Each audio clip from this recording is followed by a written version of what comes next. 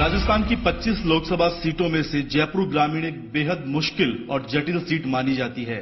भाजपा की तरफ से यहां केंद्रीय मंत्री और कद्दावर नेता राज्यवर्धन सिंह राठौड़ चुनाव लड़ रहे हैं, तो कांग्रेस ने उनके सामने एक मजबूत महिला चेहरे को चुनावी मैदान में उतारा है। राज्यवर्धन सिंह खुद खिलाड़ी हैं और कांग्रेस ने भी इस बार इस रणनीति का जवाब एक स्पोर्ट्स वुमेन के जरिए देने की कोशिश की है। कृष्णा पुनिया जयपुर ग्रामीण सीट से कांग्रेस की प्रत्याशी है और आज से अपना चुनावी प्रचार अभियान शुरू कर दिया है। कृष्णा जी, एक बड़ी चुनौती आपसे पूछा गया था या पार्टी चाहती थी कि आप चुनाव लड़ें?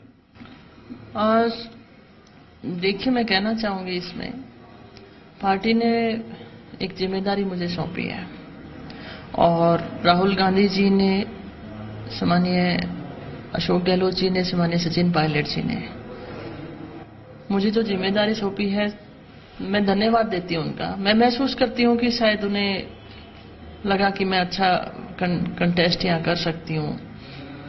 ये मेरे लिए बड़ी अच्छी बात है, बड़ी पॉजिटिव बात है और धन्यवाद देती हूं उन सब नेताओं का भी जिस दिन इस सीट को डिक्लेयर किया गया था। सब ने इस बात का स्वागत किया और एकजुट होकर इस चुनाव को हम लड़ रहे हैं, विचारधारा और एकजुटता के साथ, जमीनी हकीकत के साथ हम लड़ रहे हैं। तो अच्छा है जो भी है और जीतेंगे इस सीट को। आप क्योंकि एक जो है स्पोर्ट्स वुमेन रही हैं, क्या एक बड़ा कारण रहा राज्यवर्धन सिंह के सामने आपको चुनावी मैदान में उतारना? देखिए, मैं कहना चाहूंगी, मैं एक सामान्य परिवार से आती हूं, किसान परिवार से आती हूं और पिछले 5 साल में मैंने पार्टी के लिए काम किया है और आज जैसा आपने बताया कि मैं विधायक हूं और उन 5 सालों में मेरी कोशिश रही कि हर गांव, हर खेत खलिहान में मैं पहुंचूं। मैं वहां तक पहुंची। मैं महसूस करना चाहती थी कि लोगों के मुद्दे क्या हैं, उनकी समस्याएं क्या हैं, उनकी जीवन शैली क्या है और हालांकि मैं उसी पृष्ठभूमि में पली बढ़ी हूं और जब जयपुर ग्रामीण को देखती हूं, वो मुझे, क्योंकि देश में अपने जयपुर ही ग्रामीण नहीं, पूरे देश में ही ग्रामीण पृष्ठभूमि में लगभग एक जैसी समस्याएं हैं और मैं खिलाड़ी होने के नाते या मेरे में और कोई काबिलियत के नाते मुझे पार्टी ने यहां उतारा, मुझे नहीं मालूम। वो पार्टी अच्छा जवाब दे सकती है, आला नेता अच्छा जवाब दे सकते हैं, लेकिन मेरे लिए बड़ी बात है कि मुझे यहां से चुनाव लड़ने का मौका मिल रहा है और एक खिलाड़ी होने के नाते, पूरी टीम के साथ, खिलाड़ी की स्पिरिट के साथ और एक सामान्य परिवार के होने के नाते हर उस सामान्य परिवार तक पहुंचने की मेरी कोशिश रहेगी। और आपने हमेशा मेरा साथ दिया है, मीडिया ने, और सर आंखों पे जब मैं मेडल जीत कर आई थी तो जयपुर ने भी बड़ा मेरा स्वागत किया था। तो उम्मीद करती हूं कि इस चुनाव में भी जयपुर ग्रामीण मेरी स्वागत करेगा, मेरे को समझने की कोशिश करेगा और एक मौका मुझे जरूर देगा। आपने कहा कि एक साधारण परिवार से निश्चित तौर पे एक बड़ी कामयाबी, एक रोल मॉडल रही है। आप एक सेलिब्रिटी चेहरा हैं और पूरी दुनिया में राजस्थान की एक अलग धाक, भारत की एक अलग पहचान बनाई है, लेकिन सादुलपुर से आकर जयपुर ग्रामीण का चुनाव लड़ना आपको नहीं लगता कि एक बड़ी चुनौती है पहले से राज्यवर्धन सिंह के तौर पर? और क्या एक स्ट्रेटेजी बनाने के लिए पर्याप्त समय रहेगा आपके पास? देखिए, मैं कहना चाहूंगी, मैं जयपुर में रहती रही हूं 20 साल से, 25 साल से लगातार हम जयपुर में रह रहे हैं। फिर दूसरी बात मैं ये कहना चाहूंगी कि अगर राज्यवर्धन सिंह जी ने मंत्री रहते हुए यहाँ पे काम किए होते, यहाँ पे इनका बहुत अच्छा काम का अगर रिजल्ट रहता तो वो विधानसभा चुनाव में हमें पता लग जाता। मैं कहना चाहूंगी कि 8 विधानसभा क्षेत्र इसमें आते हैं, जिनमें से 5 कांग्रेस के और 1 कांग्रेस समर्थित विधायक हमारे यहाँ पे है। तो जनता काम चाहती है, अब जुमलों से पेट भरने वाला नहीं है। तो जनता ने कांग्रेस को यहां से विधानसभा के अंदर बहुमत दिया है। फिर रही बात जो आपने बताया कि मैं किस स्ट्रेटजी के साथ, जितने भी हमारे विधायक हैं, विधायक के कैंडिडेट रहे हैं और दूसरी श्रेणी में हमारे जो प्रधान या जिला परिषद सदस्य, पंचायत समिति सदस्य या कार्यकारिणी के जितने भी हमारी टीम है, जो सदस्यगण है, सभी की एक विचारधारा है, कांग्रेस के साथ संगठित होकर हम इस चुनाव को लड़ें और जो देश के सामने गंभीर मुद्दे हैं उन मुद्दों को हम जनता के बीच में लेकर जाएं, विपक्ष का जो फेलियर पक्ष है उसको बताएं। तो मैं इन सब के ऊपर, इस स्ट्रेटजी के ऊपर हम चुनाव लड़ेंगे। साथ साथ मैनिफेस्टो जारी किया सम्मानीय राहुल गांधी जी ने, हर उस बात को छुआ जो आम आदमी तक वो पहुंचाना चाहते हैं, उन्हें रिलीफ देना चाहते हैं, चाहे वो किसान का है, चाहे वो सेना का है, चाहे वो नौजवानों का है, महिलाओं का है, हर उस बात को छूने की कोशिश की है। और बड़ा मुद्दा रहेगा कृष्णा जी। एक बड़ी चीज ये कि हालांकि ये सही है कि अधिकांश नेता कांग्रेस के इस बात से खुश हैं कि आपको यहां से चुनावी मैदान में उतारा है, लेकिन ये भी नहीं भूलना चाहिए कि पिछली बार सीपी जोशी जैसे बड़े नेता जयपुर ग्रामीण सीट से चुनाव हार चुके हैं। तो आप के चुनावी मुद्दों की अगर बात करें जयपुर ग्रामीण को लेकर, क्या वहां की ग्राउंड रिपोर्ट आपके पास आई है और कौन से ऐसे विषय रहेंगे जिनको लेकर आप चुनाव में जाएंगे? देखिए, पिछले लोकसभा चुनाव के दौरान मैं भी यहाँ कैंपेनिंग में थी और आप 2014 का जब हवाला देते हैं तो आप सबको मालूम है कि 25 की 25 सीटें बीजेपी के पास थी। लेकिन बीजेपी ने जब वो वादे किए थे और बाद में जनता ने जब जवाब मांगा था तो कहा था ये तो चुनावी जुमला है। इस बार फिर जुमला लेकर आ रहे हैं, चौकीदार बनकर आ रहे हैं। मैं ये कहना चाहती हूं, जब देश का पैसा लूट कर देश के लुटेरे, चाहे वो नीरव मोदी है, मेहुल चोकसी है और माल्या है, जब देश का पैसा लेकर भाग रहे थे तब चौकीदार क्यों सो रहे थे? चौकीदारी करने का समय था तब तो चौकीदारी की नहीं। और जब देश के युवाओं को रोजगार देने की बात थी तब पकोड़े तलवाने बैठ जाते थे। और जब समय चुनाव का आता है तब चौकीदारी और अपने मंदिर मस्जिद की बातें याद आ जाती हैं। मैं आज आपके जरिए ही सवाल करती हूं युवाओं से, क्या रोजगार के बिना आपका भविष्य सुरक्षित है? इतनी महंगाई में आप 5,000 की नौकरी करके क्या अपना घर चला सकते हैं? पकोड़े तल के अपना घर चला सकते हैं? तो ये मुद्दे होने चाहिए। और राष्ट्रवाद, मैं कहती हूं, वो है जो देश की जनता को रिलीफ दे, देश को आगे बढ़ाने का काम करे, वो राष्ट्रवाद होता है। और कांग्रेस पार्टी उसी नीति के ऊपर हमेशा काम करती रही है, काम करती रहेगी और देश की जनता के सामने बीजेपी की सच्चाई रखेगी। राज्यवर्धन सिंह राठौड़ कहते हैं कि 5 साल वो सक्रिय रहे हैं, अपने फील्ड में अपने लोगों से मिले हैं, उनके काम करवाए हैं। देश की राजनीति में, विश्व की राजनीति में मोदी जी ने भारत को आगे ले जाने का काम किया। फिटनेस चैलेंज एक उनका बड़ा पॉपुलर हुआ था। तो क्या लगता है इस तरह की जो एक्टिविटीज है ये काम आएगी उनके? एक वीडियो बनाते हैं फिटनेस की और उसे सोशल मीडिया पे प्रचार करते हैं। किसान कितने दिन फिटनेस करता है? 365 दिन करता है। खून पसीना एक करके वो अपनी फसल को उगाता है और उम्मीद करता है कि जो वादे 2014 में मिले थे, और बड़ी उम्मीद के साथ वो मंडी में बैठा होता है। वो जो फिजिकल इन्होंने वीडियो बनाया वो काम नहीं आने वाला है उनके खून पसीने का उन्हें हिसाब चाहिए। मैं खेल के पक्ष में हूं, खिलाड़ी हूं। खेल को खेल के जरिए आप आगे बढ़ाइए, लेकिन खेल को राजनीति में हथकंडा मत बनाइए, ये मैं कहना चाहती हूं। देश के लिए पदक चाहिए तो वैसी पॉलिसी क्रिएट कीजिए जिससे हमारे देश को पदक जीते। लेकिन आप यूं कहें कि हर कोई फिटनेस करता रहे, पेट भूखा हो तो फिटनेस कहां से होगी? रोजगार ना हो तो मन में, दिमाग में तो रोजगार चलता रहता है, तो वो वीडियो कौन बनाएगा? कितने लोग हैं जो आज ग्रामीण पृष्ठभूमि के जो किसान हैं, मजदूर हैं, क्या वो सोशल मीडिया से जुड़े हुए हैं? उनसे नहीं बात बनने वाली है। आप बताइए कि आपने जो वादे किए थे उस पर क्या काम किया? आपने कृष्णा जी खेलों की बात की, क्या लगता है कि पिछले 5 साल में देश में क्रिकेट को अगर छोड़ें बाकी खेलों पे फोकस हो पाया है? हालांकि कबड्डी और फुटबॉल को जरूर थोड़ा समय दिया गया है, सरकार ने भी कोशिश की है। देखिए, मैं शुक्रगुजार हूं कांग्रेस की सरकार का। 2010 के अंदर जो कॉमनवेल्थ गेम करवाए, बहुत पदक देश के लिए खिलाड़ियों ने जीते और एक खेल को सोचने का, समझने का नजरिया देश में बदला कि खेल क्या चीज है। और उसके बाद आपने देखा होगा कि 2012 तक उसी पॉलिसी को आगे बढ़ाया और खिलाड़ियों को अच्छी कोचिंग दी गई, जिससे हमारे 2012 ओलंपिक के अंदर 6 पदक जीते हमने। फिर सरकार बदलती है, 2016 रियो ओलंपिक, हम 2 पदक पर आके अटक जाते हैं। मैं खुद कैंप में थी, फूड सप्लीमेंट टाइम पे नहीं मिल रहा था, जो फैसिलिटी एथलीट को मिल रही थी वो नहीं मिल रही थी। खेल में मैं फिर कहती हूं कि राजनीति नहीं होनी चाहिए। देश के लिए पदक जीतता है खिलाड़ी, किसी जात और पात से ऊपर उठ के वो किसी धर्म से ऊपर उठ के वो एक भारतीय होता है खेल के मैदान के अंदर, भारत के तिरंगे के साथ होता है। उसके ऊपर राजनीति नहीं करना चाहते हैं, हम उसे बढ़ावा देना चाहते हैं ताकि हमारे युवा जो हैं देश के लिए ज्यादा से ज्यादा पदक जीतें। ये कांग्रेस की नीति रही है और आगे भी रहेगी और मैं उसके समर्थन में हूं। आपने जाति की बात की, तो जब आपका टिकट डिक्लेयर हुआ तो खबरें आई, चर्चाएं हुई कि जातिगत समीकरण भी एक बड़ा फैक्टर रहा। आपको लगता है कि कितना काम करता है ये आपका जाट होना, राज्यवर्धन सिंह का राजपूत होना या बाकी जातियों का किस हिसाब से साथ में होना एक चुनावी मुद्दा बनता है? देखिए, राजनीति में कुछ हद तक ये चीजें चलती हैं, पर व्यक्तिगत तौर से मैं कहना चाहूंगी इनके नुकसान समाज को काफी गंभीर भी उठाने पड़ते हैं।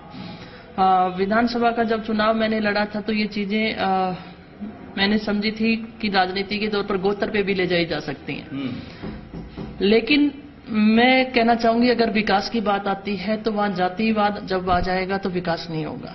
और एक खिलाड़ी होने के नाते जब मैंने देश का तिरंगा फहराया था तो मैं भारतीय एथलीट थी, और भारतीय एथलीट होने के नाते हर समाज ने मेरे ऊपर नाज किया था, हर उस 36 बिरादरी ने मेरे ऊपर नाज किया था कि कृष्णा इंडिया से है, भारतीय है। आज मैं इस मैदान, देखो मैं जाट समाज से आती हूं, कोई मेघवाल समाज से आता है, कोई गुर्जर समाज से आता है, और उसे हर व्यक्ति को अपने समाज पे गर्व है और मुझे कोई अधिकार नहीं है कि किसी के ऊपर मैं लांछन लगाऊं। लेकिन एक एथलीट होने के नाते, एक भारतीय होने के नाते मैं 36 बिरादरी को साथ लेकर आगे बढ़ना चाहती हूं। और ये जो माहौल बना देश में, पुलवामा अटैक के बाद एयर स्ट्राइक हुई, फिर स्पेस स्ट्राइक हुई, क्या लगता है आप उस बेल्ट से आती हैं जहां जिसको सैनिकों का जिला कहा जाता है, शेखावाटी में सबसे ज्यादा वीर जो हुए हैं, ये चुनावी मुद्दे बनने चाहिए, इस तरह की चीजों पे बात होनी चाहिए, वोट मांगे जाने चाहिए? कतई नहीं होना चाहिए। मैं आज भी जब याद करती हूँ, जब बचपन में जब हम स्कूल से निकलते थे और सेना की गाड़ी जब निकलती थी ना, तो हम साइड पे खड़े होकर सलूट के मुद्रा में हो जाते थे। वो एक भावना थी हमारी सेना के प्रति, और अभी भी है। मैं कहना चाहूंगी कि शुक्रगुजार है, हम सलूट करते हैं सेना का, जिसकी वजह से हम सुरक्षित हैं। सर्जिकल स्ट्राइक्स पहले भी होती रही हैं, लेकिन कांग्रेस ने हमेशा देश की सुरक्षा को ध्यान में रखते हुए, सेना का ध्यान में रखते हुए कभी भी इन चीजों को कभी आम मुद्दा या जनता के बीच में नहीं रखा, ताकि देश की सुरक्षा बनी रहे। देश के सामने सेना के प्रति जो सम्मान है वो बना रहे। मैं आज भी कहना चाहती हूं, हम सम्मान करते हैं सेना का, और उनके साथ हर पार्टी, हर देश का सदस्य, वो सदस्य जो इस देश में है वो खड़ा है। लेकिन मैं ये कहना चाहूंगी कि देश से जुड़े हुए सबसे बड़ा सुरक्षा का जो सौदा था, राफेल डील, जिसके बारे में सम्मानीय राहुल गांधी जी लगभग 1-1.5 साल से सवाल मोदी जी से कर रहे हैं। जब आप सेना के नाम पर वोट बटोरना चाहते हैं तो उस मुद्दे पे आप जवाब क्यों नहीं देना चाहते? जहां पे फायदा है वहां पर आप तो अपनी बात रखना चाहते हैं, लेकिन इतनी बड़ा गंभीर सवाल है आपके सामने देश की सुरक्षा से जुड़े हुए इस डील के ऊपर, और जब सुप्रीम कोर्ट जवाब मांगता है तो कहते हैं कि फाइल चोरी हो गई। मैं तो कहना चाहूंगी कि पीएमओ से फाइल चोरी होना छोटी बात नहीं है, और ये देश की सुरक्षा के साथ खिलवाड़ है। जो एक फाइल को, इस सौदे की फाइल को जब वो संभाल के नहीं रख सकते हैं तो वो देश को क्या संभालेंगे, मैं ये जरूर कहना चाहूंगी। लेकिन नरेंद्र मोदी ने तो चौकीदार चोर है को मैं हूं चौकीदार का कैंपेन ही बना दी, का अभियान बना दिया, और कह रहे हैं कि देश का प्रत्येक व्यक्ति चौकीदार है। क्या चौकीदारी सही ढंग से नहीं हो पाई? देखिए, बिल्कुल भी नहीं हो पाई, मैं ये कहना चाहूंगी। पहली बात तो जो मेरी सोच जो कहती है कि कोई भी काम बुरा नहीं है। जो मेहनत की कमाई से आपकी पेट पालता है ना, जो देश के लिए सफाई करता है, तो वो कर्मचारी छोटा नहीं है, वो हमारे लिए एक अच्छा वातावरण पैदा कर रहा है। हमारे लिए कोई चौकीदारी कर रहा है तो वो कोई बुरा नहीं है। लेकिन हकीकत में इनको मैं कहना चाहती हूं, 2 रात चौकीदारी करके देखिए चौकीदारी क्या होती है। और अगर आपको चौकीदारी करनी थी तो जब मेहुल चोकसी, नीरव मोदी और माल्या जैसे जो लोग थे वो पैसा लेकर देश के भाग रहे थे, तब आपने चौकीदारी क्यों नहीं की? आप क्या कहना चाहते हैं देश के सामने, ये मैं कहना चाहती हूँ। कांग्रेस के घोषणा पत्र को लेकर कृष्णा जी सवाल उठ रहे हैं, बिना लोग समझे, बिना उसको तथ्यों को चेक किए एक सोशल मीडिया पे एक अभियान चल गया कि कांग्रेस जो है देशद्रोहियों का साथ दे रही है, धाराएं खत्म करने की बात कर रही है, राजद्रोह का कानून खत्म करने जा रही है। क्या लगता है कि एक परसेप्शन, एक माहौल जो है वो ठीक नहीं बन रहा? मैंने बताया कि बीजेपी की विचारधारा जो है हमेशा तोड़ने की है। वो अपने फेलियर को छिपाने के लिए इस तरीके की बातें करती है। इतने वर्षों तक कांग्रेस को राज मिला है तो कांग्रेस की नीतियों पे, उनकी विचारधारा के ऊपर, उनके कार्य करने की शैली के ऊपर जनता ने, देश की जनता ने इतने दिन हमें राज दिया था।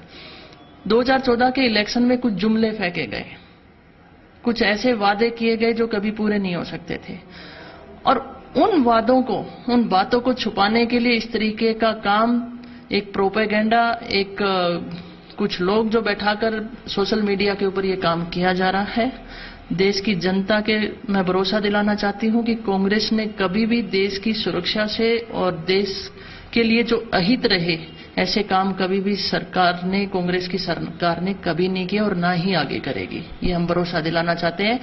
ये लोग आपको चुनाव के दौरान आपको भटकाने का काम करना चाह रहे हैं, आपको मुद्दों से भटकाने का आपका काम करना चाह रहे हैं, और मैं कहना चाहूंगी कि इन गंभीर मुद्दों के ऊपर, देश की सुरक्षा से जुड़े मुद्दे के ऊपर हर एक व्यक्ति एकजुट है, पार्टी भी एकजुट है, लेकिन चुनावी रण के अंदर आपको बताना, आपको हिसाब देना होगा कि पिछले 5 साल में आपने क्या किया। वो फेलियर को छुपाने के लिए ऐसा काम ये लोग कर रहे हैं। सादुलपुर का चुनाव आपने बड़े अच्छे तरीके से लड़ा और आप जीती। उससे पहले, चुनाव से पहले एक अच्छा माहौल था, लेकिन उतनी सीटें नहीं आ पाई। क्या लगता है राजस्थान में कांग्रेस की एकजुटता मिशन 25 में एक बड़ा रोड़ा बन सकती है, बाधा बन सकती है? नहीं, आज जो माहौल है, मैं नहीं कह सकती कि कोई रोड़ा बन सकती है। देखिए, जिस तरीके से मेरे को जो अपॉर्चुनिटी मिली है आज पार्टी की तरफ से, जो मुझे आज यहां जयपुर ग्रामीण से उम्मीदवार बनाया है, वो चीज मुझे बहुत आश्वस्त करती है, कॉन्फिडेंट करती है कि हम कितने एकजुट हैं और किस तरीके से मेरा स्वागत किया गया है। ठीक उसी तरीके से हर उस 25 सीट के ऊपर कांग्रेस एकजुट होकर इस चुनाव को लड़ेगी और चुनाव जीत कर दिखाएगी। आखिरी सवाल कृष्णा जी, एक स्पोर्ट्स वुमेन के नाते राज्यवर्धन सिंह राठौड़ को जयपुर ग्रामीण की सीट पर क्या चैलेंज करती हैं आप, क्योंकि आपने 5 साल के काम को खारिज कर दिया है? हाँ, मैं चैलेंज करती हूं कि आपने जो काम किया है उसके ऊपर वोट मांगकर दिखाइए ना आप। अब मोदी जी के छाया में कितने दिन तक पलते रहेंगे? मैं ये कहती हूं उनको कि आपको 5 साल आपको एक जिम्मेदारी देश की जनता ने सौंपी है, आप मंत्री पद पे रहे हैं, आपको एक जवाबदेही बनती है कि आपने जनता के लिए, यहाँ की जनता ने आपको 3 लाख कुछ वोटों से जितवाया था, तो वो जवाब जनता मांगती है। तो हम ये राज्यवर्धन सिंह जी से कहते हैं कि 5 सालों का आप हिसाब दीजिए। और रही बात मेरी, तो मैं कहना चाहती हूं कि मैं कांग्रेस पार्टी की मैनिफेस्टो की विचारधारा से मेल खाती हूं। मैं उन विचारों के ऊपर, उन योजनाओं के ऊपर पार्टी के साथ चलते हुए काम करना चाहती हूं। और राज्यवर्धन सिंह बिना मोदी कवच के चुनाव लड़े? बिल्कुल लड़ना चाहिए, अपनी बात रखें। नहीं, आपकी विचारधारा प्रकट कीजिए ना। किसी एक व्यक्ति को आगे आप कैसे कर सकते हैं? आपकी पार्टी को खड़ी करने वाले लोगों को आप कैसे भूल जाते हैं? आपकी विचारधारा क्या है वो व्यक्त कीजिए। आपको जो 5 साल आपने जो सरकार चलाई है उसके आप काम बताइए। आप जब भावनाओं के साथ खिलवाड़ कैसे करते हैं? आप जब चुनाव नजदीक आ जाता है तो मंदिर मस्जिद कैसे ले आते हैं? देश से जुड़ी हुई सुरक्षा को आप के आड़े में आप चुनाव क्यों लड़ना चाहते हैं? जो आपकी जवाबदेही बनती है उसका जवाब बिल्कुल की जाए, क्योंकि आज जरूरत है देश को। आज हमें, हमारे नौजवानों को रोजगार की जरूरत है, हमारे किसानों को फसल का सही उचित मूल्य मिले। और आप तो खुद सैनिक रहे हैं, सैनिकों के सामने आपने 1 रैंक 1 पेंशन का वादा किया था, वो कहां तक आपने उसमें सफल रहे हैं? ये सारे बातें आप बताइए जनता के बीच में। लेकिन जब उनकी जवाबदेही नहीं बनती है तो कहीं ना कहीं किसी की आड़ लेने बैठ जाते हैं। कृष्णा पुनिया, अलग अलग मुद्दों पर बेबाकी से अपनी राय रखी है। राजस्थान में एक सेलिब्रिटी चेहरा, देश में एक सेलिब्रिटी चेहरा, और कांग्रेस चाहती है कि राज्यवर्धन सिंह राठौड़ की जो लोकप्रियता है उसके सामने एक ऐसा चेहरा चुनावी मैदान में उतरे जो कड़ी टक्कर दे सके। और कृष्णा जी ने जो है वो चैलेंज भी कर दिया है कि बिना मोदी कवच के राज्यवर्धन सिंह राठौड़ अपने कामकाज के बूते चुनावी मैदान में आए। देखना है राज्यवर्धन सिंह राठौड़ इस चैलेंज को किस तरह से स्वीकार करते हैं। कैमरामैन देव के साथ सुशांत पारिक, जी मीडिया, जयपुर।